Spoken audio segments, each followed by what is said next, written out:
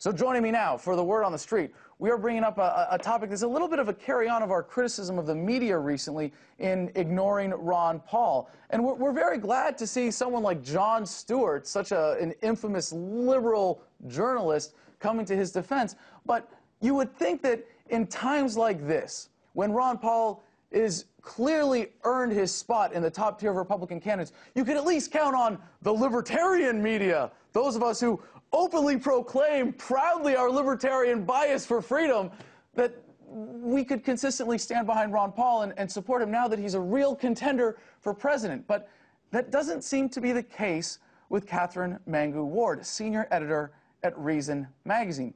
Here she is on Fox Business just yesterday. I think Ron Paul is getting a tremendous amount of coverage for someone who's never going to be president. He knows that, the press knows that, everyone's behaving as if he's never going to be president. Does that sound like a libertarian to you guys? I don't get this. Like, seriously, is this what Reason magazine readers and supporters believe? Is this like this? Now. Yeah, Adam. Yeah, I mean, everybody. This is just the tip of the iceberg with this interview with Katherine, by the way. Yeah, absolutely. And first of all, everybody knows I'm not a libertarian. I just hate neocons and I hate socialists. So that's pretty much.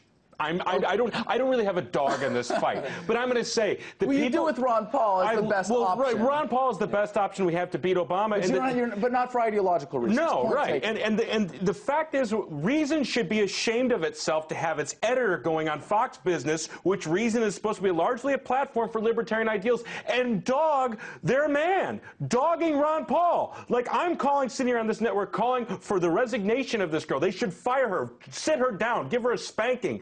Something, because she cannot go on Fox Business and say, well, and speak for Ron Paul, oh, he knows he's never going to win. How do you know? Do you know what is on his brain? I mean, what do you expect from the mainstream media? I mean, who is she anyway? Okay, but she's not. She's a commentator. She's coming from the libertarian. I mean, Reason is not fringe. It's not the most popular magazine in the country, but it's a legit, established libertarian magazine. And they're bringing out her points on Fox News. Okay. But what I'm saying is, who is she to decide? I think the people out there on the internet, on the streets, are making their voices heard. And right now, we see all the supporters of Ron Paul being out there more than any other person out there. And forget about the mainstream media. Forget about what they're saying. We see the real support out there in the internet. Okay, well, I have a theory here. Now that you mentioned the relationship with Fox Business, Fox News here, maybe, now you're going to call me the conspiracy theorist, but no, this is just motivational, hypothetical on Katherine Mangu-Ward herself. Perhaps she, in self-interest, wants the media attention like this, wants to get these interviews, and if she's, even people who are supporting Ron Paul don't think he can be president, then she's going to get calls. The mainstream's going to love her, right? But that's unacceptable. She needs to get on the team or get off. Either you're a libertarian or you're trying to support libertarian causes, or you're going to quit. That's a little contrary to libertarianism, but I would expect better from Reason. Hold on, now we've got one more one more clip from this interview. Let's roll that. I don't think it's unfair at all to simply say the guy's not going to be president. He doesn't have a plan for being president. He's great when he talks about principle. He's terrible when he talks about politics and what he would actually do if he made it into the Oval Office. That's because he knows he's never going to get there. What does she know about politics? You don't necessarily go in having a blueprint, I'm going to do X, Y, and Z, because that always blows up. But you start with having principles. He's the most principled man in the entire House of Representatives. Let's ask the relative political novice here. When you look at Ron Paul's plan for when he becomes president, how does it stack up to the plan being put forth by other Republican candidates? One thing we know about Ron Paul is that he keeps his word. He keeps his promise. He has a definite record that's proven. Unlike all the other Republican nominees who keep changing up their talking points to different crowds so they can get elected and be more favorable. His plan is very credible. I can't agree with everything, but he's the most perfect thing we have right now, and he's an awesome guy. And he's the only one that can beat Obama.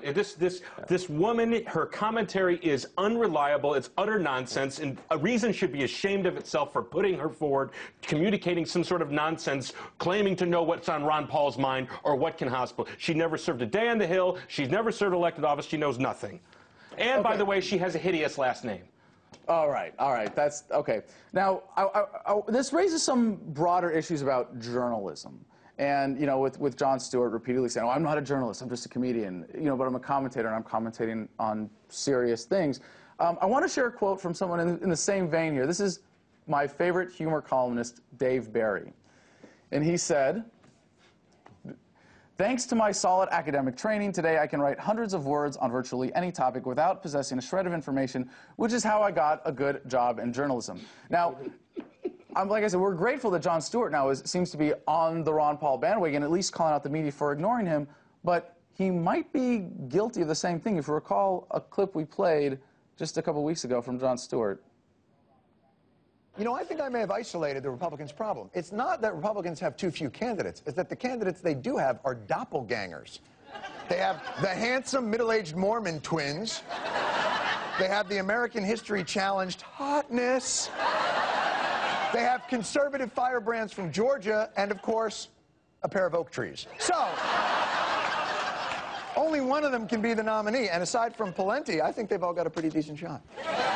Never mind the libertarians, which he just pointed out a couple of days ago is what the mainstream media is afraid of talking about. He himself is afraid of really addressing libertarianism because it calls out statism. You know, Adam, I don't know about that. I mean, Stewart and Colbert, these guys are polemicists. They're comics. They're supposed to throw radical ideas out there. We're not going to them for real analysis. But many people are. That's the only problem. And here's the thing. It doesn't matter if you're a journalist or not. Yeah. You have a responsibility to be cognizant of the effect of what you're saying is on your audience. Anyways, thanks for joining me, gentlemen.